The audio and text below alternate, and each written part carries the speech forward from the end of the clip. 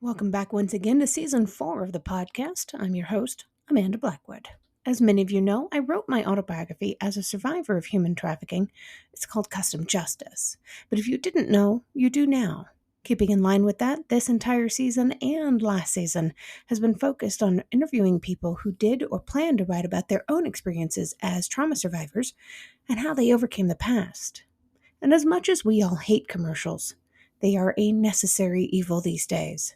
This is what keeps the show on the air.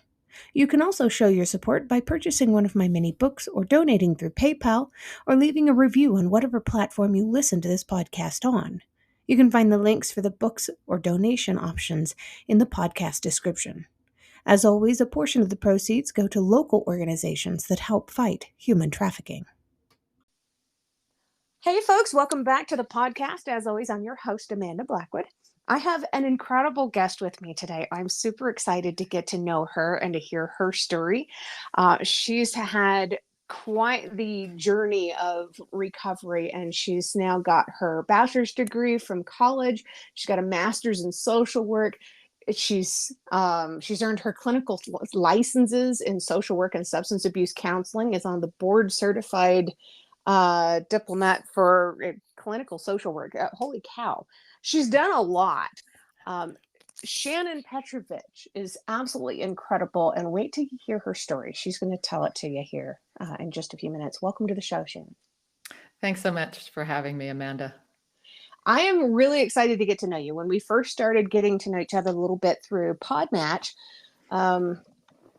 your story kind of it resonated with me, and I think a way that so many people can totally understand and identify with in deep and profound ways.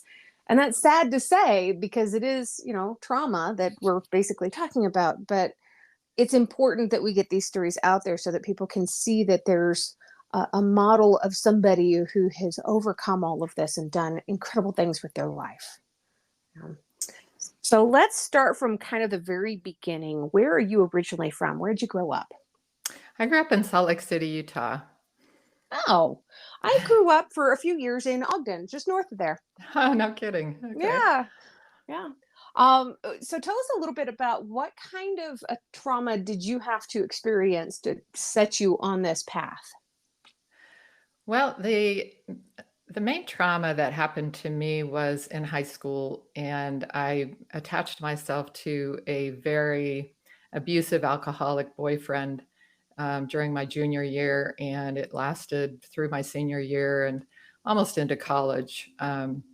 So I was very much lost in the fog and unable to get free and unable to really see anything clearly, even though other people around me saw it for what it was.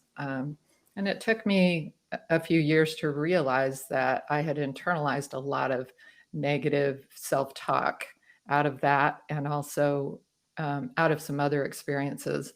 And then I ended up getting into another negative relationship in my late 20s that was really troubling and really difficult also to get out of. So um, in my early college years, I thought about, I really wanted to be a doctor or a veterinarian, but I shifted gears into wanting to understand more about what makes us tick internally, emotionally, psychologically, and relationally. So I focused on social work and ended up with my clinical degree and licenses and becoming a therapist. But still, it's taken me years to really figure out what it is that helps us get lost in the fog of toxic relationships and what it takes to get free and clear of it.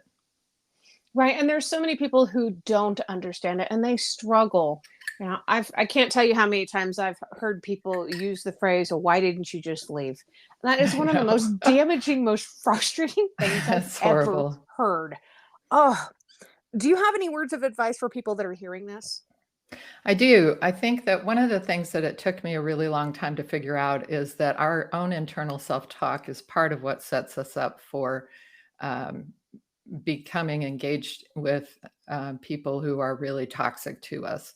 And so if we have a toxic relationship within our own selves, we are set up to also attach to people who also will treat us that way.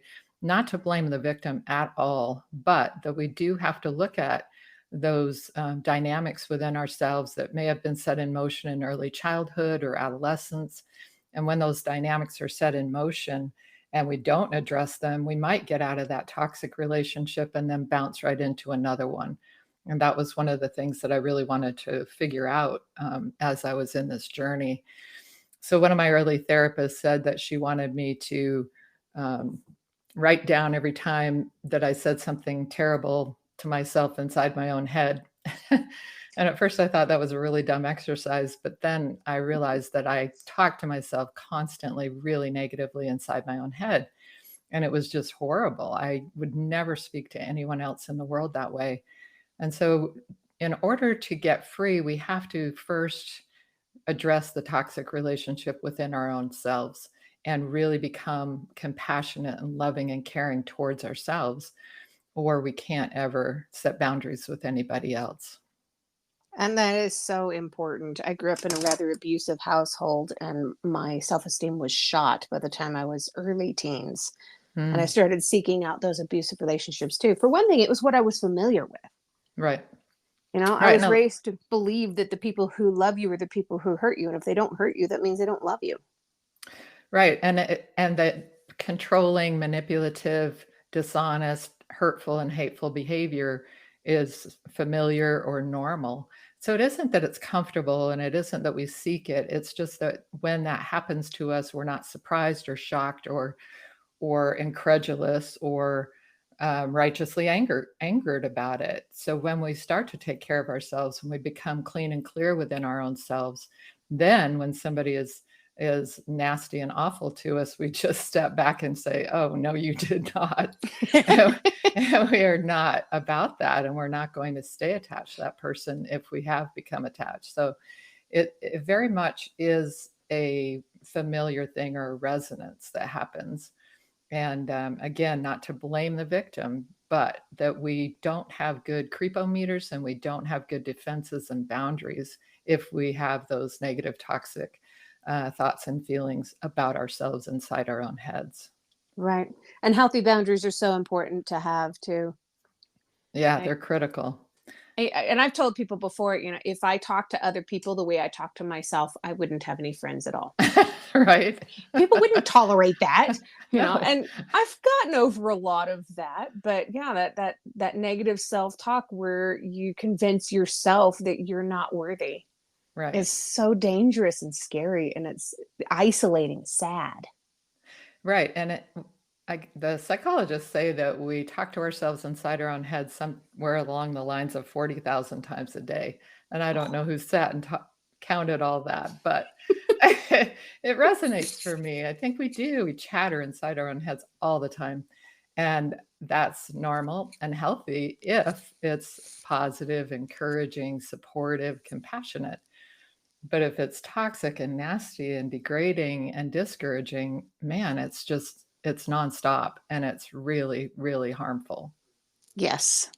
um, I lived in that same kind of fog for a long time. Mhm. It's scary. When you were able to get out, did you start seeking help right away, or did it take you some time to be able to start recognizing that you needed some assistance?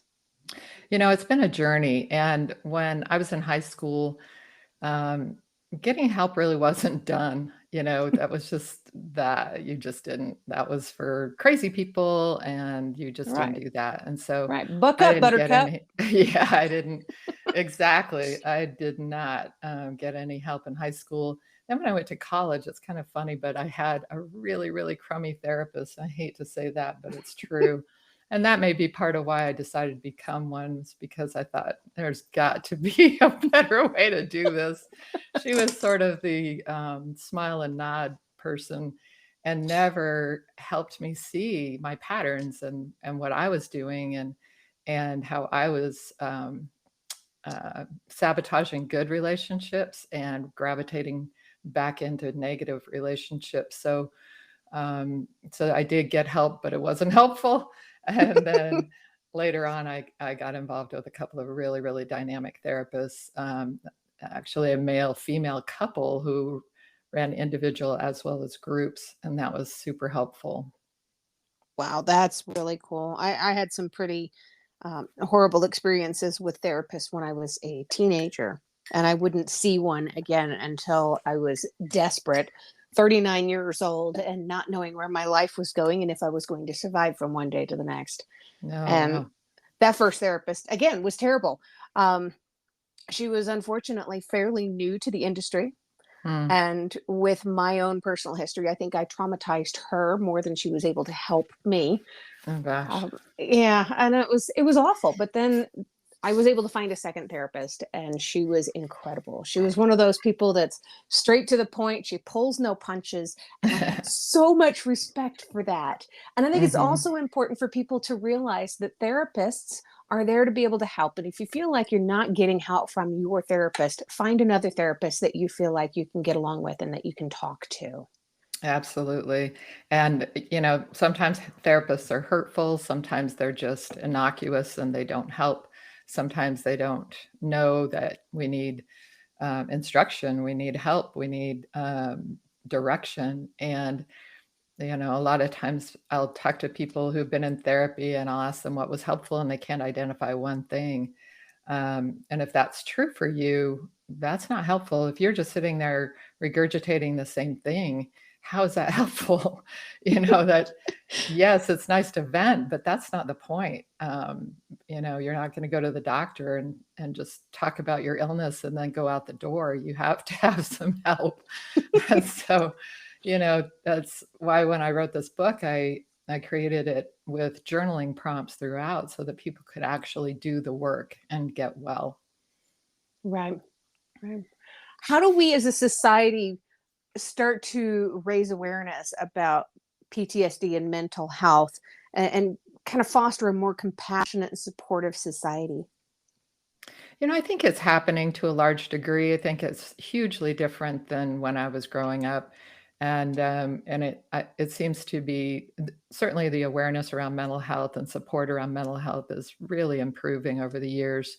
And I think even the high profile people that are willing to say that they suffer from anxiety or trauma or depression has been hugely helpful. Also, the high profile suicides is just so shocking because here are people who have access to help and they fall into despair sometimes. And so I think that brings a lot of awareness, sadly, in the wrong way. But Right.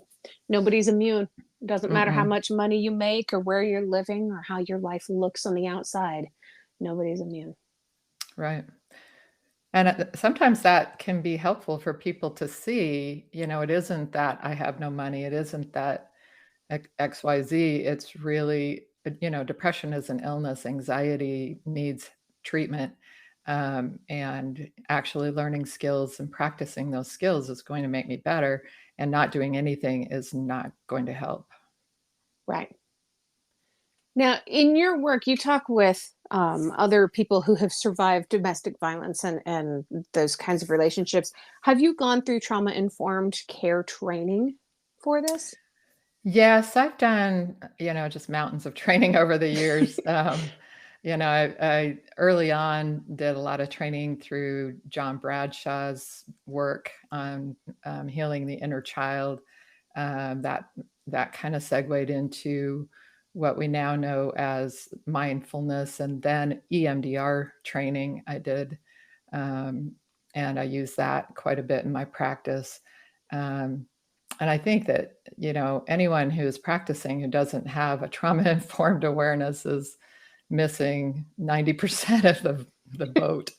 I just don't know how, and a lot of times when I will talk to somebody and they will say, "Well, I suffer from anxiety and depression," and as I'll talk with them about their lives, sometimes they will see it just as a chemical imbalance, and I will say, "I would feel anxious and depressed if I lived with that person too." This is not healthy. This is extremely toxic, and the way you're living is horrible. And I know you're toughing it out and you're a trooper, but your anxiety and depression are due to what you're living with right here, right now. Your system is on high fire constantly, fight, Right. flight, freeze constantly. And Yep. that, that looks like anxiety and depression in the clinical sense, but you know, we can't just slap on a band-aid. We have to look at where this is coming from. Right. It's crazy too. There's so many people out there. There's a huge percentage of people who have experienced domestic violence in some Mm. way. And while Mhm. it's the majority of women that are going to be more open to talking about it, it happens to men too. It sure does, and, toxic relationships come in all shapes and sizes, and a lot of times what men are dealing with is more covert, and so they have a harder time getting out of that fog in a lot of ways. My YouTube channel, I can see, how many men and how many women are on it watching the videos. And there are a lot of men who key into my channel about narcissistic and other toxic relationships. And I think what typically is most baffling for them is that the they they don't deal with the outward bullies. They deal with um, typically women who are imploding, and so they have sort of a narcissistic quality to them. And whenever the man is not doing what they want them to do, the way they want them to do it, and in their own time, they implode into suicidal ideation, rage, tears. And then, the man is controlled and manipulated by that implosion. So it's kind of doubly baffling. It's sort of the attacking from victim stance that Pia Melody talked about in her work. So that can be really baffling. Wow. How hard is it to diagnose something like narcissistic personality disorder? I mean, this is definitely a key word and a hot topic that's coming up all over the place. But from what I understand, a lot of people are armchair doctors diagnosing Yes. this when it doesn't require a diagnosis. Absolutely. And in some of my videos on my YouTube channel, Therapist Talks, I do get into the diagnostics. And you know, a lot of people, well, probably everybody has some narcissistic behaviors or traits. And the full-blown disorder is much less common. And there are 9 specific traits, and you have to have at least 5 of them to such a degree that it impacts your life in multiple areas of your life. And so, for the most part, people are weaponizing this term and are throwing it around. And oftentimes, people who are very narcissistic are throwing it back at their partners to try to disable them, emotionally gaslight them, and again manipulate and control them. So I think that it's important to look at the way I try to help people understand themselves. And I really encourage people not to try to diagnose somebody else. That's not your job, and it's not where your focus should be. What your focus needs to be is, do I matter in this relationship? Do my thoughts, feelings, wants, and needs matter in this relationship? If they don't, then that's a toxic relationship. Now, if you have collaborated in setting that in motion, which we almost always do, unfortunately, and especially we as women, tend to be placaters, peacekeepers, and people pleasers, and especially in the early days of a relationship, then we have helped to set that dynamic in motion where our thoughts and feelings and wants and needs don't matter, don't exist, don't come into play, and we don't express them. So, if that's the case, then we can show up. We can ask ourselves what we think, feel, want, and need, and start to talk about that and be more uh, totally present in the relationship. And then we get to see what happens. So, if that's a really abusive, narcissistic person, they are not going to allow that. And they are going to explode or implode or both. And you're going to see that behavior really escalate. If they really do want you to show up in the relationship, then they will go, "Oh, wow, it's great to have you show up." So that's where boundaries come in, that we have to stop undermining ourselves with the people pleasing and placating and peacekeeping. And then we get to step back and watch and see what happens. If the manipulation and the bullying and the implosions and explosions escalate, then we know that's a really toxic relationship and we have to get out of it. If that changes the other person and they start to respect and um, and allow you to show up fully, then that's a relationship that can be salvaged. It was such wonderful advice. I was in a relationship like that once. The marriage lasted about 6 months. The Mm. divorce took longer than the marriage did. Oh gosh. And I had been so previously traumatized in my life that I kind of took a step back away from having a voice, from having a say in the relationship. And I allowed him to make all the decisions. And when we got Mm, married, I started trying to kind of come out of my shell a little bit, which, first of all, he married a total stranger. So that's totally on me because I didn't have that personality. And when I started trying to speak up and have a voice in the relationship, he did the implosion. He started mm, threatening suicide every time we would have an argument, and wow. I just wouldn't put up with it anymore. It's like, you know what, this is not healthy, this is not okay, and I'm out. Good. Good for Yeah. you. And also, it was a hard thing to do because I knew that we had just gotten married. We had this nice big wedding. We'd had a lot of Oh, people wow. come out for it, and all of a sudden it was over, and I knew it was over. But having to tell people and having that get out, it Mm, was embarrassing. yeah.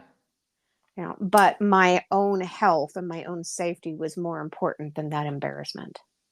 Absolutely. And that is, that implosion to suicidal ideation, the rage, the victim dance, and all of that is just, uh, the point is to try to get you to behave the way they want you to behave, and then if you don't, then they punish you with all of that behavior. And refusing to behave that way and becoming your own full self is essential. So many people become suicidal in those relationships, genuinely suicidal, and I like to share with them that I believe that it's because you already feel like you don't exist. And so when you then fully exist, that suicidal ideation goes away.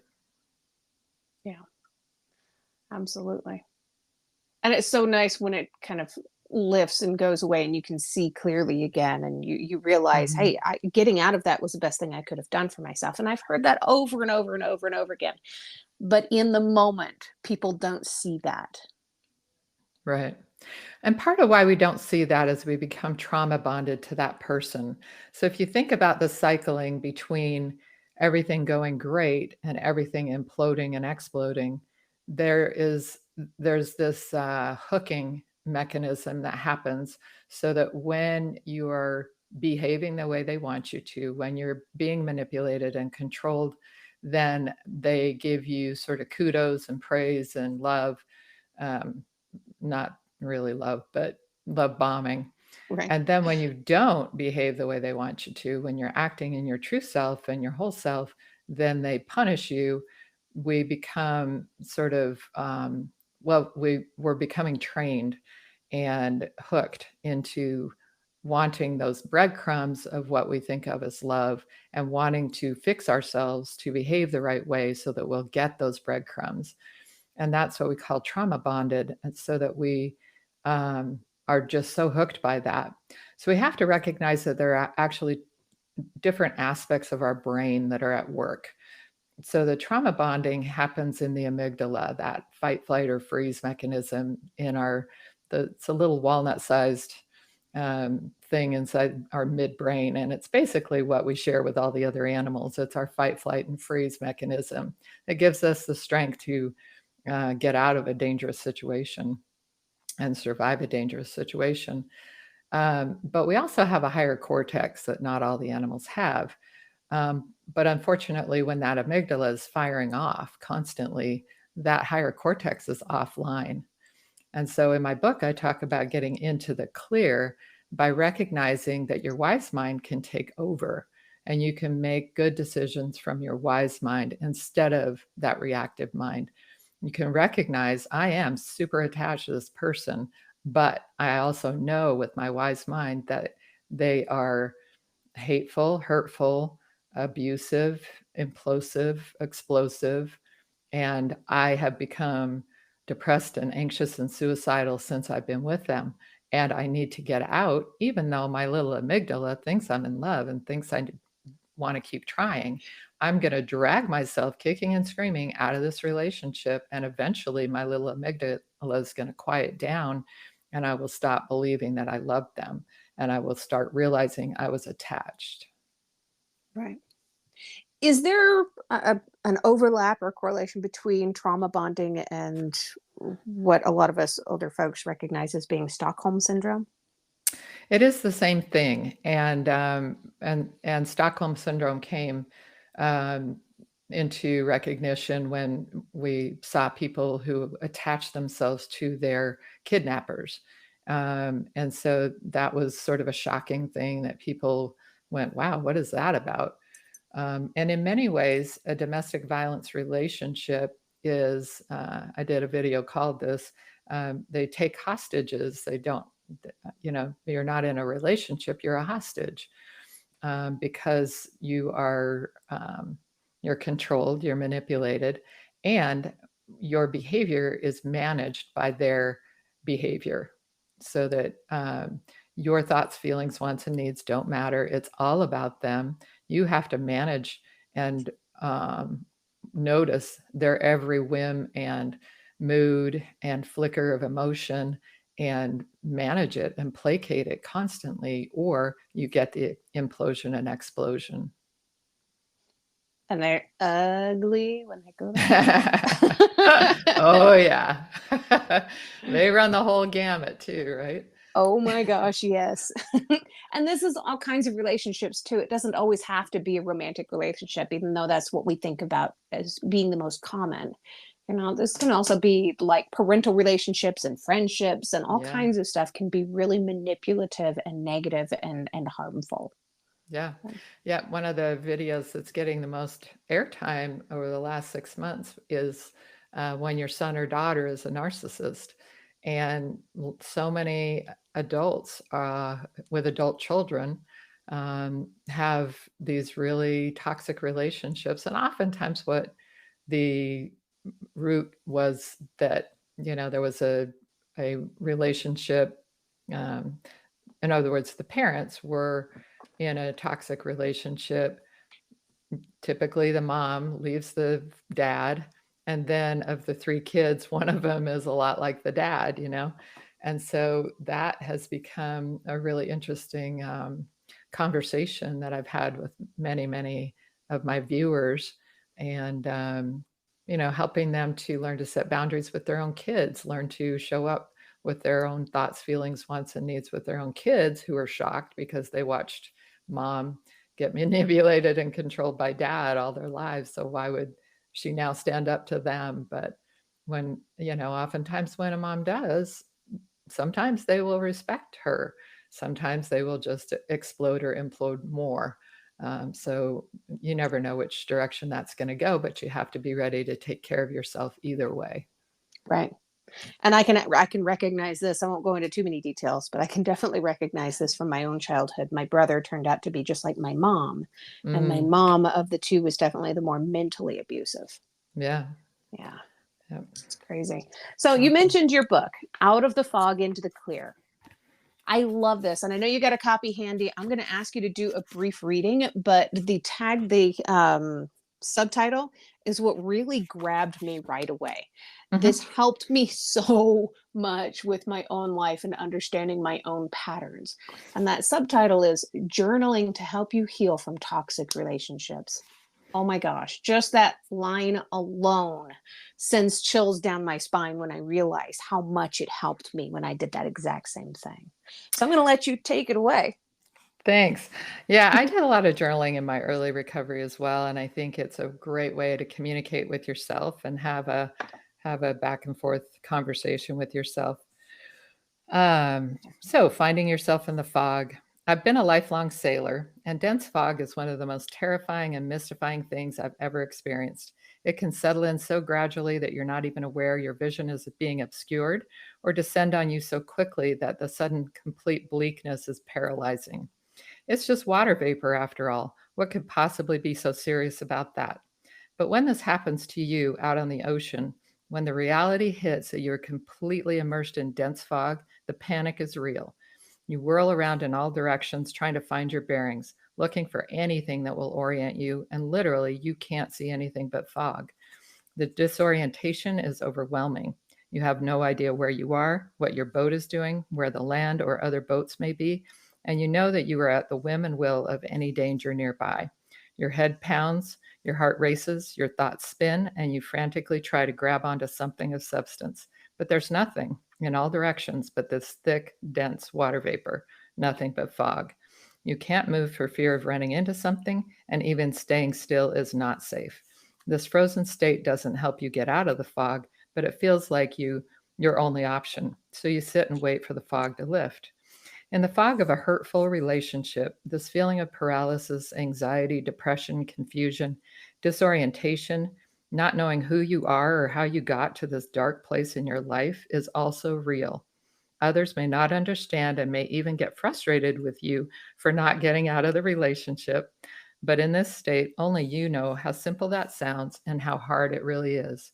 The fear, obligation, and guilt crept into your relationship so stealthily that you didn't notice it. The games, the pressures, the gaslighting, the bits of anger, the confusion, the disorientation, all of it was just a bit of water vapor that was easily dismissed. But over the months or years, the fog set in. Abusive relationships are not an act of nature like ocean fog. They're the result of intentional acts of manipulation and control. In the early stages, it's hard to see this for what it is. Unfortunately, the fog of an abusive relationship is not going to just lift. Nothing will change until you change it. So, how do you find your bearings, push past this paralysis, clear away your vision, begin to heal the trauma, and rebuild your life? And the next 125 pages will tell you how. Wonderful. And this is Out of the Fog into the Clear by Shannon Petrovich. This is Thank you, awesome. Amanda. And I know there's a link to it on your website, which is nofoggydays.com. I'm going to include all of your links and everything in the description of the podcast. And I always like to end everything on a very positive, very happy note. My favorite question of the whole episode. What is one thing that you absolutely love about yourself that's not related to your physical appearance? Oh, that's wonderful. I didn't see that one coming. I really love being a very empathic, compassionate person. I think that shows. It's amazing. Thank you. Thank you, What a Amanda. great time it's been having you on my podcast. I really appreciate you and I love what you're doing. And I just want to thank you for all the people that haven't had the voice to be able to thank you for what it is that you're doing. Well, thank you, Amanda. Your courage in being out there with your survivorship is really inspiring. Thank you. Sometimes I don't know when to stop. Don't stop. If you've enjoyed tonight's episode, please make sure you check out the episode description. There you'll find links on how you can learn more about this guest, links to connect with them on social media, and how to support the podcast. Remember, I don't get paid to do this. My boss is a bit tight-fisted. I can say that. I work for myself. In short, this show really is all about the guest. If you've enjoyed their interview, please feel free to let them know.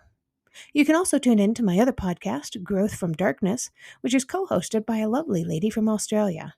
We talk about what trauma responses are and healthy ways to move beyond the past. For more information, just go to growthfromdarkness.com. You can also follow us on Facebook at facebook.com/growthfromdarkness.